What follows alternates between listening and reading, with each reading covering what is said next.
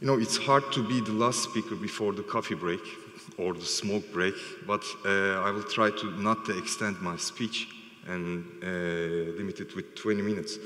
So I consider myself as a full-time family man and a part-time entrepreneur who is obsessed with user experience design, information architecture, and business modeling. And today I represent Sherpa as the founder, the design studio, UX design studio I founded 5 years ago.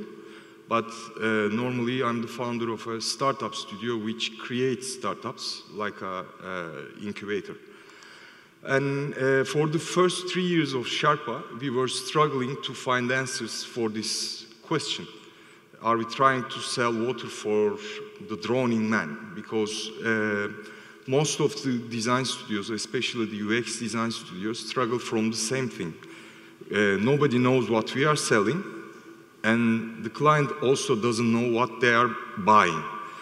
And I think that the reason behind that question is that we are living still, in not only in Turkey, but also in UK, in the UX myths area, which is fueled up by misbeliefs and plenty of fears. Let me give you some of those examples. We get into contact with plenty of product and project people during our projects, and they keep saying some of repeating clauses, like, I will give you some examples. They say that the UX thing you bring up to the table confuses our developers by adding new requirements, or they say that those usability guidelines that you want us to follow might link information. Why should we trust in them? Or they say that those UI previews we come up with, interaction designs or UX betterment ideas, might stall their current sales. What about the developers? They see UX as the root of process, which is bureaucracy and which is something bad for them. And they found it impractical, actually. And they say that it takes too much time to study users and write down specifications. Why don't you just let us code and focus on coding? And some radicals ones, they see UX as a threat. And they say that we want to take the creativity of being a developer and come up with solutions.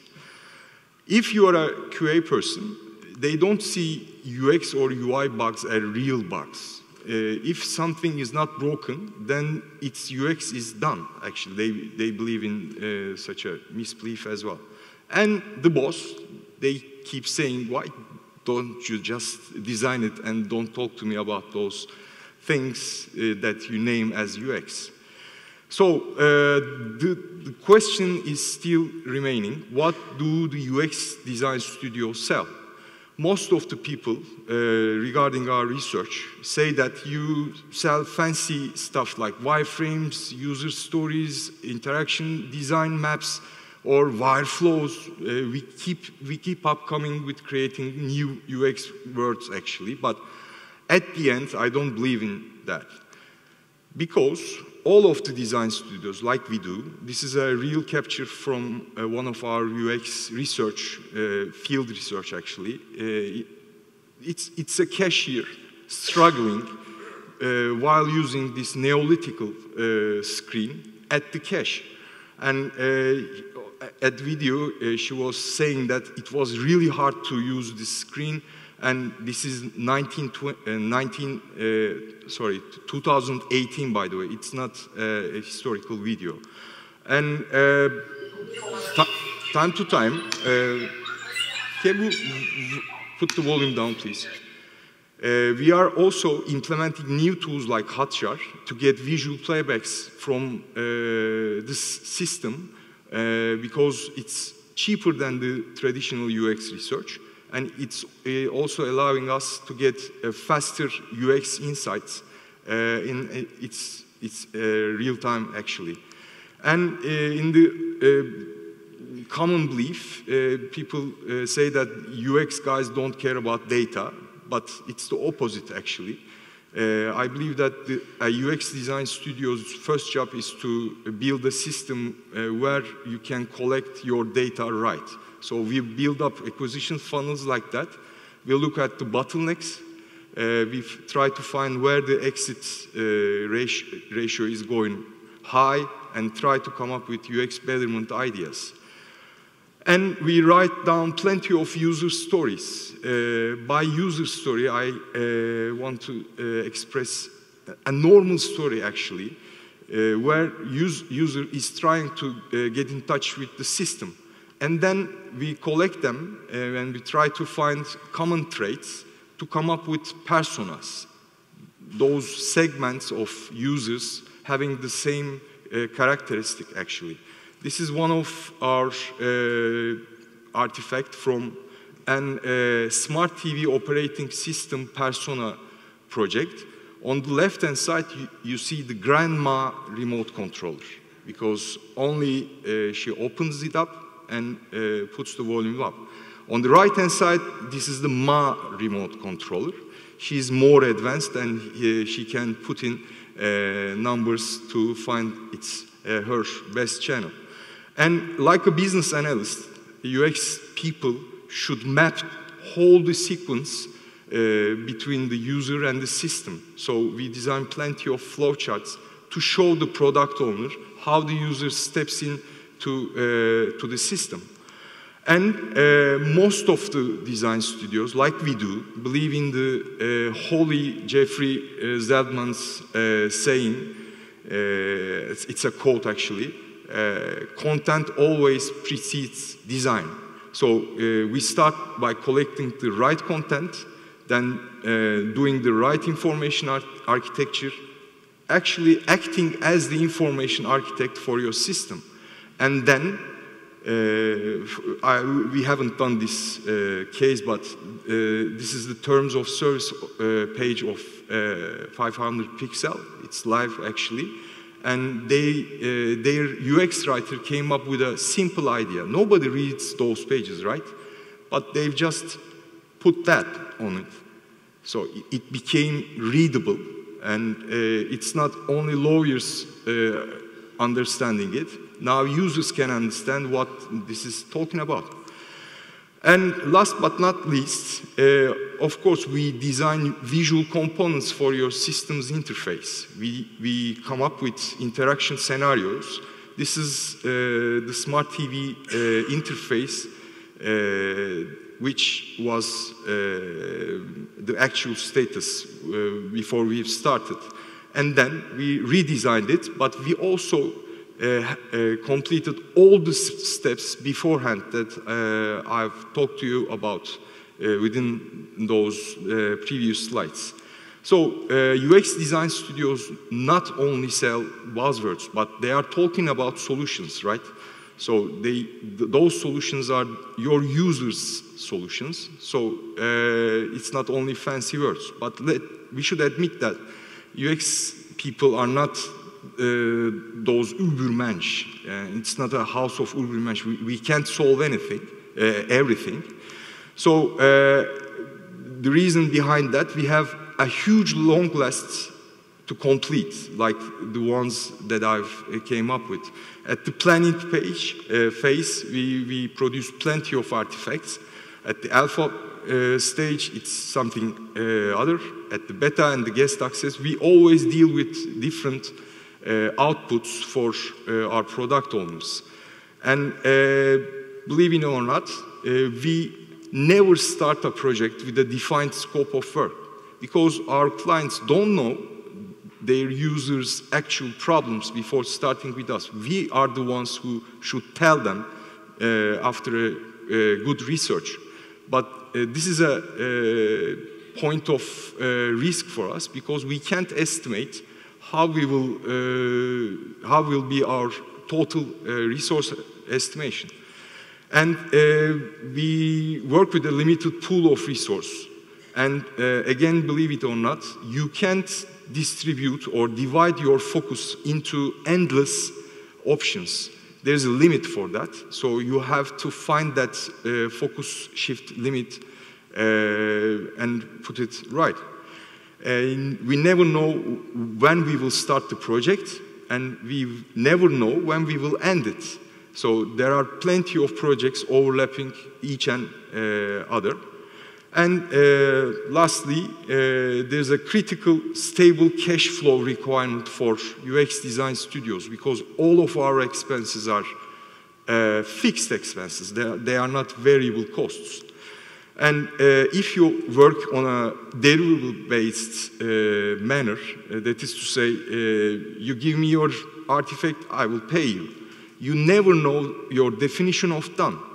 You never set it. You can't set it, so you never know when you will collect your cash, actually.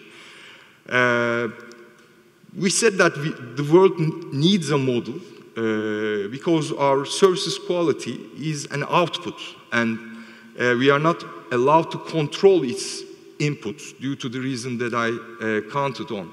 And we are not allowed to manage the production timelines as well.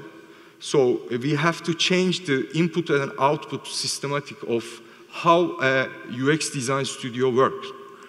That's why we created with the idea of design as a service model.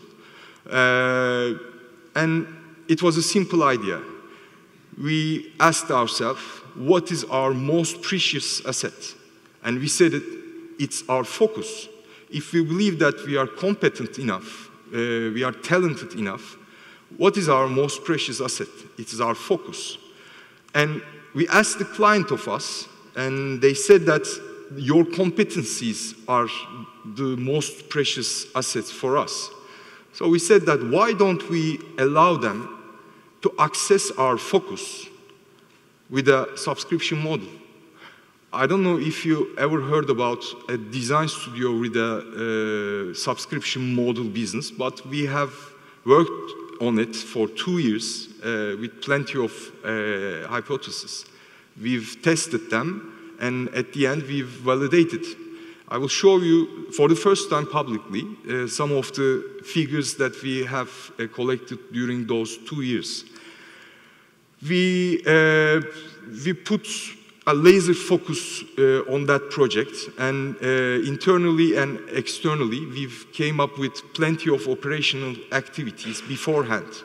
We were at the same time doing business for our clients, but we said that if we can't find a solution for that and we continue working with a project deliverable-based model, we will at the end go bankrupt. So we had to find a solution. That was a crucial motive.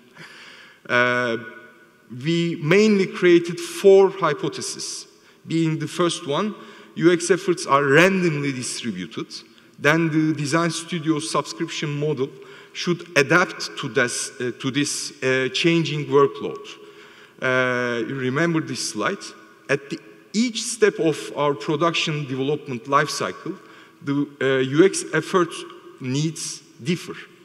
At the first 2 steps, you have a high ROI stage where you put less but get the most. And at the last 2 steps, you simply work on the usability or the QA validation, etc. But the agency should be able to adapt its focus during those stages. So we said that we will have only 3 packs of subscription. The small one, the medium one, and the large one. And we named them after the personas that we ought to reach. The first one being less smart smoothers, and the medium one being the remote design team seekers, and the last one, I need a laser-focused UX team working for me. And we done the math and said that the small one will be 80 to 120 man-hours per month subscription, the medium one 120 to 160 man-hours per month, and the last one will be the largest one, which will not exceed 250 man-hours a month, but which will not be less than 160 man-hours a month. The second one being excessive focus switch, which is our most precious asset, may cause distraction and quality loss, so we should prohibit it. Then our design studio's allocation model should limit the min and the max of the allocation for projects. Then we set it minimum at the 8 man-hours and the maximum with 250 man-hours. Normally, it's easier for us to sell subscriptions with less than 80 man-hours because we will have more small clients and we will have a better cash flow. But at this model, your focus shift will be highly costly. Then we said no less than 80 man-hours will be accepted. But at the same time, for the big whales, trying to capture all your focus, we said that no more than 250 man-hours will be accepted, how many money you put on table or not. So the third one, which is the trickiest part, is to measure everything. Normally for a designer, if you tell him to log his efforts within the task period, that is to say, when you start a task, just put on the timer, and when your phone calls, just stop it, then start it back. It's like a curse. They hate that. But in the HR process, I meet all of the designers and researchers and various data scientists, and I always say the same thing. If we can't measure, we can't optimize it, or we can't make a better solution. So you will log with like a brutal logger. And then, those are the first time slides, actually. We've taken the yearly calendar, and we counted first all the months available working slots. Then we multiplied that with a margin of loss, margin of error. Then we also defined the dedication level for client projects and internal projects. Then grouped all of those client service slots into competency level and came up with a really algorithmic approach for a design studio's inventory. And then came up with a dashboard which is fed from this inventory and the time logs, and started watching daily and if you want hourly, the utilization of our inventory for client and internal resources allocated. And lastly, we aggregated all of those data into a sales resource evaluation sheet, which is on Google Drive, and started watching the active slots for all of our subscriptions, remaining ones to be sold, and also watching the revenue stream as well. Lastly, because it was a paradigm shift for the client, because we were talking about something mad, during the hypothesis valuation process, most of our clients said that, why are you coming something like that? It is really old, and they thought that we can't measure everything, but we did at the end. But to enable and to support our case, we had to come up with something really, really frank. And we said that, okay, we'll do whatever we can do to be the most transparent design studio in the world. From day one, I always believed that the team is everything, and everything is the team if you work in a UX design studio. And from day one, we went public with the team. Normally, design studios hide their team. I don't know why. I think because they have something under the hood. But we added something new for that. For each portfolio item, this is UK startup we've worked with, Thoughts to Travel. At the end of each portfolio item, we've came up with a detailed credit for the roles distributed for this project. So everybody knows who worked for whom with which kind of UX role.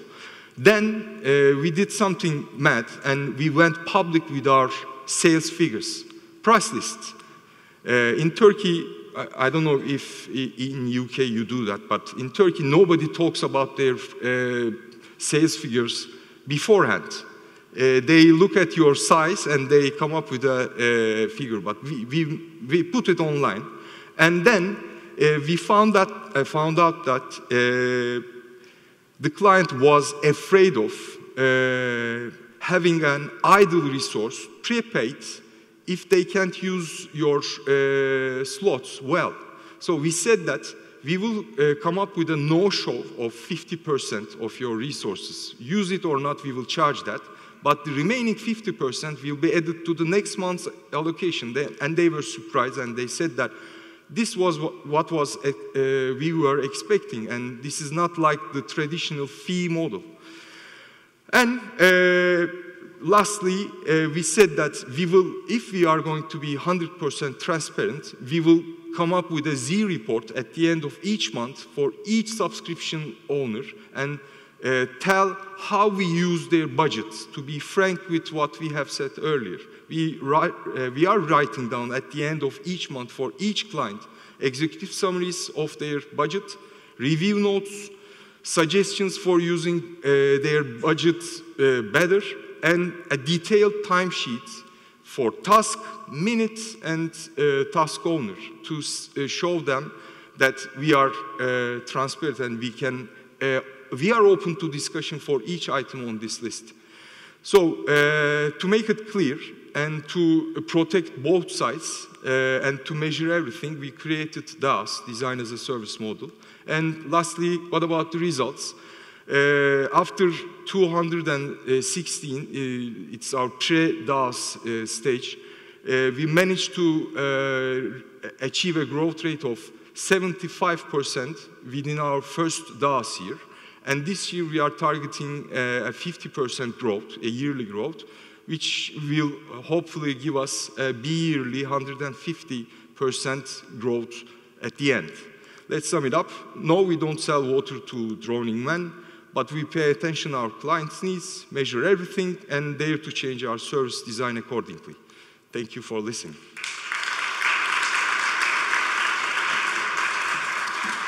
Two minutes. It was good. So you have some target left. Yeah. If anyone here wanna fill that target, you can contact me. All right.